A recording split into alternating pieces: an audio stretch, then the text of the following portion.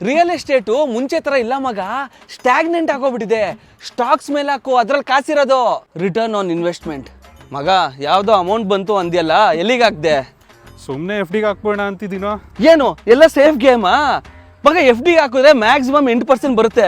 ಅದೇ ಸ್ಟಾಕ್ಸ್ಗೆ ಹಾಕಿದ್ರೆ 10%, 20%, 30%, 700. No risk no gain ಮಗ. ಪೋರ್ಟ್ಫೋಲಿಯೋನ ಡೈವರ್ಸಿಫೈ ಮಾಡು. ಇನ್ವೆಸ್ಟ್ಮೆಂಟ್ಸ್ ಎಲ್ಲ ಒಂದೇ ಕಡೆ ಗುಡ್ಡೆ ಹಾಕಬೇಡ. ಅಲ್ಲಿ ಇಲ್ಲಿ ಇಲ್ಲಿ ಅಂತ ಎಲ್ಲ ಹಾಕ್ತಾ ಇರು. ಇವಾಗ ಒಂದೇ ಏರಿಯಾದಲ್ಲಿ ಎಲ್ಲ ಹುಡುಗಿನ ನಡು ಹುಡ್ತೀಯ, ಇಲ್ಲ ತಾನೆ? ಆ ಏರಿಯಾದಲ್ಲಿ ಒಂದು, ಈ ಏರಿಯಾದಲ್ಲಿ ಒಂದು. ಒಬ್ಳು ದಬ್ಬ ಹಾಕೊಂಡ್ರೆ ಇನ್ನೊಬ್ಳು ಎದ್ದೇಳ್ತಾಳೆ. ಸ್ಟಾಕ್ಸ್ ಅಂದರೆ ಇಷ್ಟೇ ಮಗ, ಈಸಿ. ಥಿಂಕ್ ಸ್ಮಾರ್ಟ್ ಮಗ. ಎಕಾನಮಿ ಕ್ರ್ಯಾಶ್ ಆಯಿತು ಅಂತ ಎಲ್ಲರೂ ಆಚೆ ಓಡ್ತಾ ಇರ್ತಾರೆ. ನಾವು ಇದೇ ಟೈಮಿಗೆ ನುಗ್ಬೇಕು ಮಗ. ಯಾವ ಕಂಪನಿ ಫ್ಲಾಪ್ ಆಗುತ್ತೋ ಅನ್ಸುತ್ತೋ ಆ ಕಂಪನಿ ಮೇಲೆ ಇನ್ವೆಸ್ಟ್ ಮಾಡಬೇಕು. ರಿಯಲ್ ಬುಲ್ಲು ಬೇರೆ ಆಟ ಝೂ ಅಲ್ಲ, ಸ್ಟಾಕ್ ಮಾರ್ಕೆಟಲ್ಲಿ ಮಗ. ರಾಜು ಚಿಕನ್ ಸೆಂಟರ್ ಗೊತ್ತಲ್ಲ, IPO ಬಂದಿದೆ ಮಗ. ನಾನು ಹೇಳಿದ ತಕ್ಷಣ ಇನ್ವೆಸ್ಟ್ ಮಾಡ್ಬಿಡು. IPO ಅಂದ್ರೇನು? IPO ಅಂದ್ರೆ ಕಾಂಪ್ಲೆಕ್ಸ್ ಟಾಪಿಕ್ ಮಗ, ನಿನಗೆ ಅವೆಲ್ಲ ಅರ್ಥ ಆಗಲ್ಲ.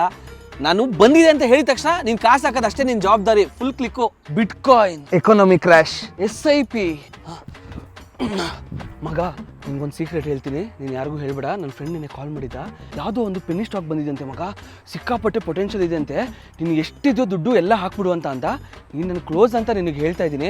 ಆಮೇಲೆ ಊರವ್ರಿಗೆಲ್ಲ ಹೇಳ್ಕೊಟ್ಬಿಟ್ಟು ಎಲ್ಲರೂ ಇನ್ವೆಸ್ಟ್ ಮಾಡಿಬಿಟ್ಟು ಅದು ಡಮರ್ ಆಗೋ ಥರ ಮಾಡಬೇಡ. ಅಲ್ಲಿ ಒಂದು ಶೋ ಇದೆ ಮಗ, ನೋಡು. ಸ್ಟಾಕ್ಸ್ ಬಗ್ಗೆ ಫುಲ್ ತಿಳ್ಕೊಬೋದು.